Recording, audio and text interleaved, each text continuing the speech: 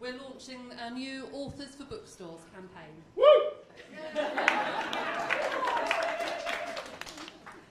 Standing in this beautiful new foil store to launch Ali's Authors4Bookstores campaign, for a moment we can fool ourselves that reports of the decline of the bricks and mortar bookshops are greatly exaggerated. This shop is a fantastic temple to the written word, rising like an Aztec pyramid housing literary deities. I defy anyone to walk through it without wanting to pick up a book, stroke it, browse it, take it home with them. But bookshops are becoming an endangered species. 2 years ago, the bookseller reported that their number fell for the first time in living memory to below 1,000. In 2014, they plummeted to 939. But it's not because books are going out of style. What's changing is people's buying habits. People are moving away from traditional bookshops, are only setting foot in them to showroom, the new term that describes checking out the physical product in store before going home to buy them online. Once, big chains of traditional booksellers were on every high street. Now they're mostly in retreat, either disappearing completely, downsizing, or pulling out of traditional strongholds.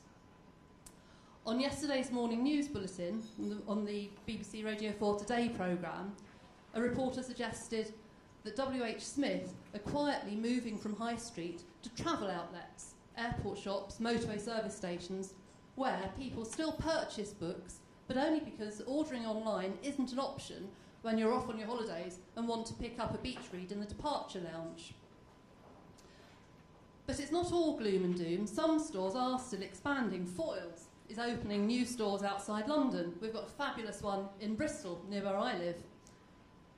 At the London Book Fair yesterday, a bullish Waterstones announced that it's planning to be more experimental. Not quite sure how, but they're clearly looking to change. New style bookshops are springing up. I love the idea of Beaton's Tea Rooms chain, which is part cafe, part bookshop. I think it's only 15% bookshop, but what a winning combination. Such news is encouraging, but the fact remains that in the last 10 years, we've lost a third of our high street bookshops. A third. That's 500 bookshops. No bookshop is an island. The closure of each one diminishes every author's lot. Can you imagine a society in which all book sales are transacted online? That's a brave new world that we can do without. At Ally, we believe that as authors, we have a duty to help redress that balance. This doesn't necessarily mean trying to get your book stocked in store, but as was suggested in the panel just now, it can be done. And friend and colleague Piers Alexander is going to demonstrate with his own very impressive success story. Thank you. That's not a very English introduction. I feel very shy now. Thanks for coming to a very dry talk about a campaign. So, as Debbie said, I'm Piers Alexander. As Orna said, I've got a real name as well, which I'm not going to share with you. And this is my novel, The Bitter Trade, which is an adventure of coffee smuggling and an illiterate, a bit like me, set in London in 1688. I've got 3 minutes. That's why I'm talking even faster than I normally do. There'll be a quiz afterwards, and if you don't answer all the questions correctly, you have to buy another book from Foyles. So I'm going to share with you a story of quite risky and irrational behaviour, which my wife assures me is quite regular, which led to some quite unexpectedly wonderful results. And it's about selling an independently published book, which I mentioned, through bookshops, choosing to print on a large scale, and getting into the airport charts within 5 months of launch, which might have been an ambition, but certainly wasn't the plan. And it all started in places like this, and I share with Debbie the feeling of coming into a bookshop. I actually grew up in Luxembourg, which meant we only had one bookshop that sold English books, and they had 8, and they didn't change. So when we came to England, we had a little sweaty pounds, and I was allowed sometimes to go and sit in the history section by myself in the dark and read about old things, and I'm still doing that now. The commercial and political side of it is that after I left university, before some of you were born, a friend of mine went into bookselling and was still fulminating about the demise of the net book agreement, which heralded book discounting. At the time I thought it was fantastic. I've just come out of uni, books are cheap. Fantastic. Now I've got a fairly literary adventure, which I mentioned, jostling for shelf space with celebrity biographies and ghost-written recipe books. And I can tell you that I'm very angry about the end of the netbook agreement. Mainly because booksellers, and I do encourage you to meet some, are nice, thoughtful, helpful people, mainly, there they are, and their lives have become a lot more difficult in the age of the internet and book discounting. And even so, many of them go out of their way to place books that they personally like, which they think their customers will like, rather than making more money by going with the obvious bestsellers. And when I've written an obvious bestseller, I promise not to complain about this habit. So anyway, when I decided to publish The Bitter Trade, I was very keen to get reach through bookshops. Interestingly, the publisher Susan Watt said in a panel that I saw, she said, I wonder what will happen to discoverability when bookshops die. And I was like, well, haven't you been on Amazon? Isn't that a discoverability platform? And then I put my book on Amazon and I thought, I think I need a bookshop.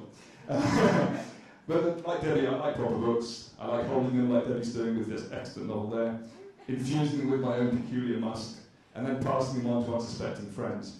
Actually, my best customer and mega fan, I contacted a bunch of Civil War reenactment societies and said, do you want a free book? You know, to try it out, just pay it forward sort of thing. And Beth, who's a very assertive 22-year-old, wrote back and said, I'd like 5, please. That's going to cost me £12.50 in postage. I've got to go to the flipping post office, send her 5 books, that's 5 readings I won't get. She said, oh, we all loved it in the regiment. 100 people have read these 5 books. So £12.50, opportunity cost down. But she has probably sold me about 100 books by being enthusiastic afterwards. So, and that's from passing them around. The other thing about the modern age is that everyone's trying to game the Amazon system, and that puts you in the hand of a small number of relatively ruthless e-book marketing companies whose favourite price point is 99p. Why? Because you get the highest response rate.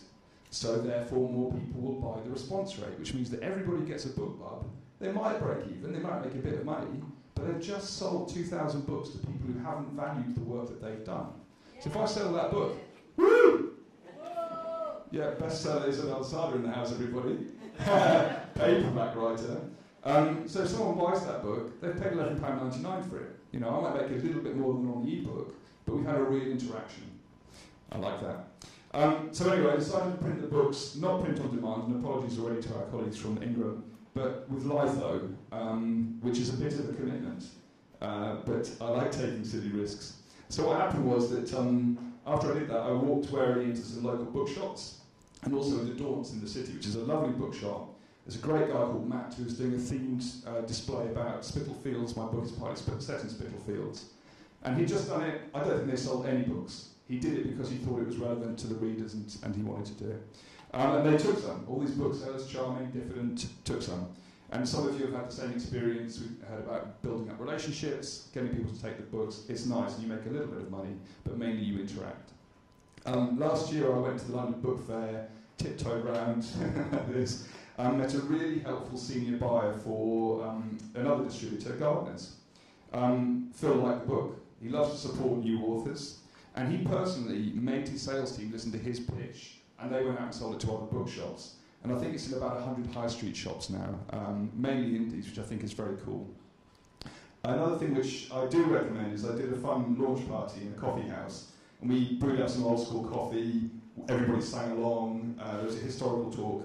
A couple of bookshops came and made orders, but others just liked the invite and ordered the book just on the back of that. And of course, of having read an excerpt, which I'll come back to. The best bit, which Debbie was alluding to, is that I went to the Historical Novel Society conference, which is just fantastic. Alison's nodding. Isn't it just the great secret pleasure of the world? Only 200 people know about it. Everyone writes about a different era, so when you come in, you go, what era are you from? Oh, I'm late Viking. Oh, I'm 17th century. And there was a panel called My Era is Better Than Yours.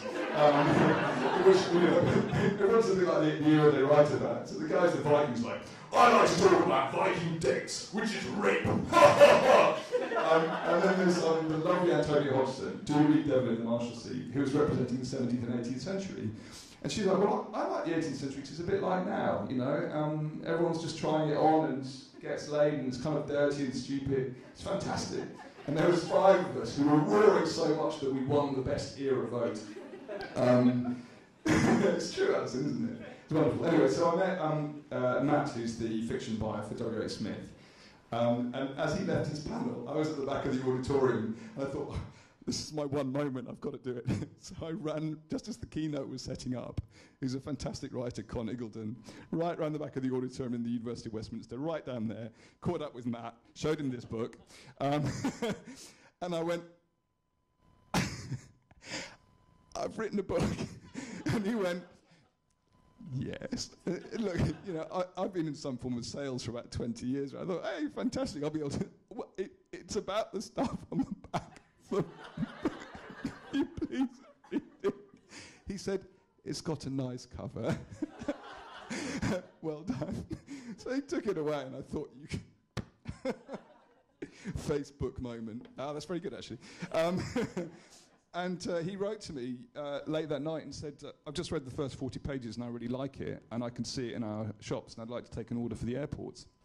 And it's been in the bestseller chart since October.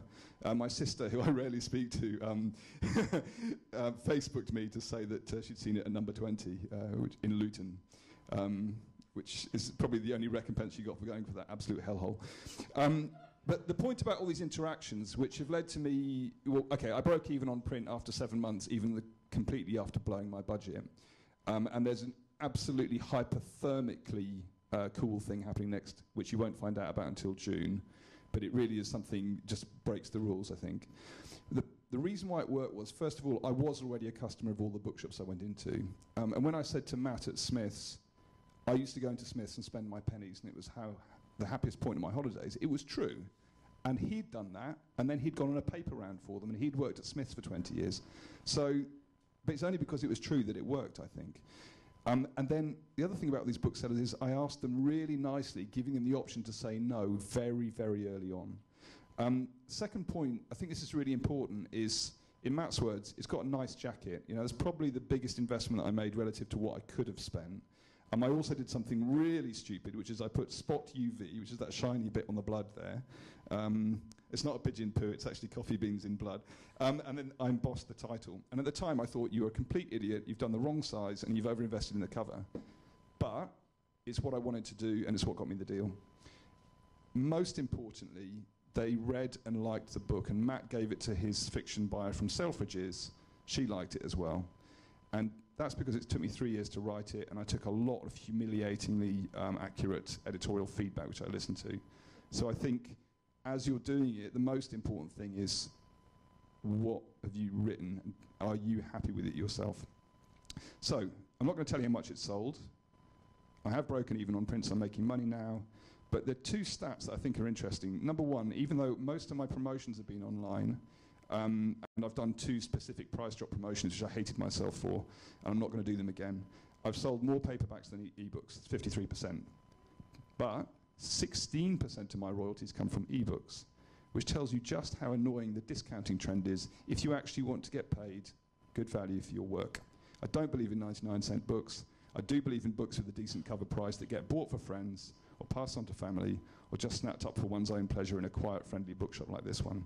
And that's why I came to Ali, to Debbie and Orna with the idea for this campaign. Most of you are writers. You would be absolutely amazed, if you haven't seen it already, just how grateful the real book trade is when you decide to take part. So please, talk to your local bookseller, take a photo of them if they'll let you, put it on your Facebook page, and share your own love of books with them. And above all, tell your friends about this remarkable new app called Real Bookshops. So it's hashtag Authors4Bookstores, yo, and thank you very much.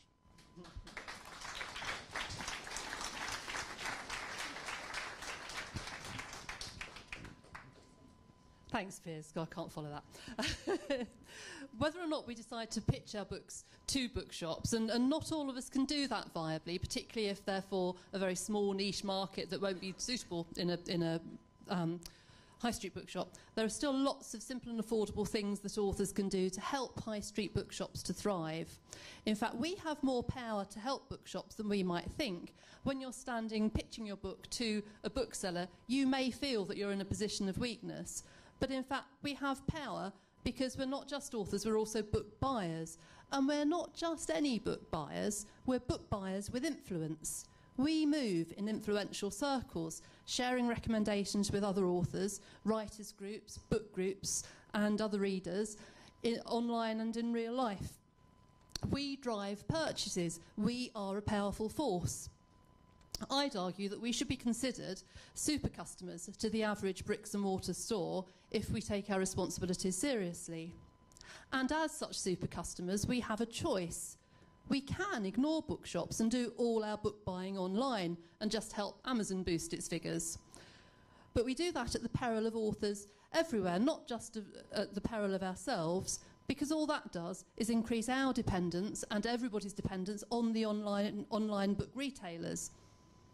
We then risk losing the physical showcase and shopfront that reminds shoppers that books are good things to buy.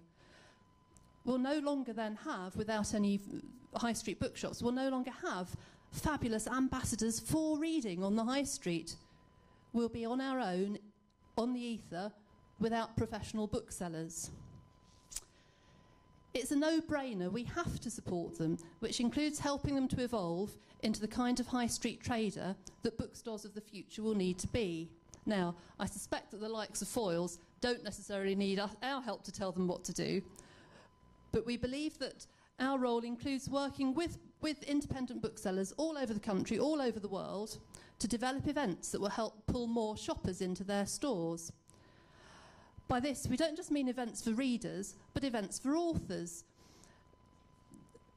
The bookshops of the future could become hubs of creativity and writing, not just of reading. For example, in Bristol, in the Foyles branch of Bristol, we now have our ally local meetup group using Foyles as our base.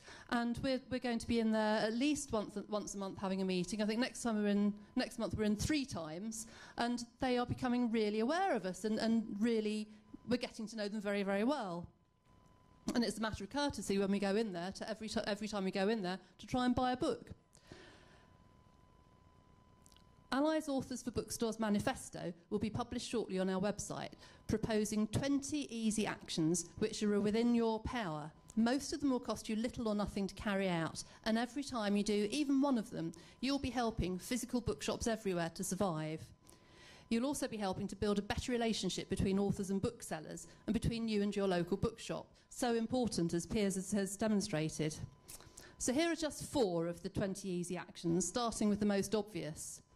If you plan to buy a print book, buy it from your nearest shop. Don't buy it online. Very easy to do. The second one, on your author website, alongside your online buying links and your affiliate links to Amazon, Kobo, whoever, suggest your readers shop local. That's a message people are happy to receive and to act upon. Your local bookshop will always order a book at the request of a customer, especially if it's printed via Ingram, so they can get it. They know they can get it through their usual supplier. They'll always order a book if a customer asks for it, even if they don't usually stock it. And if a bookseller likes your book when they get it in to give to the customer that's coming to collect it, he may even decide to start stocking it and buy lots more copies to put on his shelf.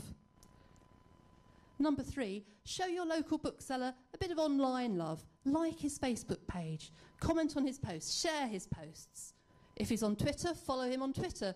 Retweet his posts. On a Friday, do the hashtag FF for Follow Fridays. Costs you nothing, it'll make his day, and you don't even have to leave your desk. I do happen to know that my local bookseller always also responds very well if you take him in a cup of coffee from the nearby cafe, but you have to leave your desk for that. If your local bookshop has an in-store loyalty card, sign up for one. Who could resist a store card branded Foyalty? Isn't that fantastic? Get one before you go, folks. Now, all those things may not rank as rocket science, but they're every bit as practical. Although we may be grateful, and we should be grateful, to online retailers and distribution platforms for empowering the modern indie author and making it possible for us to do all that we can do today, there is room in the lives and businesses of all authorpreneurs for retailers of all kinds, and we lose any of those parties at our peril.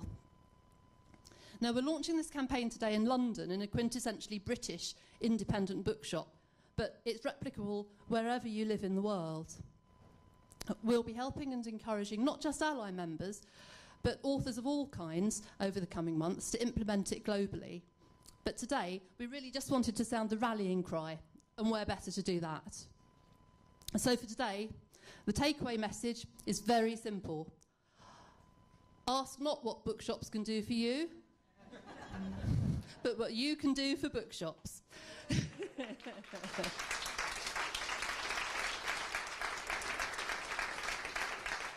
So, let's work together to keep bookshops on the high street as a universal temple to our art, to the author's trade, and as embassies of reading for all ages, for the greater good of booksellers, writers and readers all over the world. Thank you.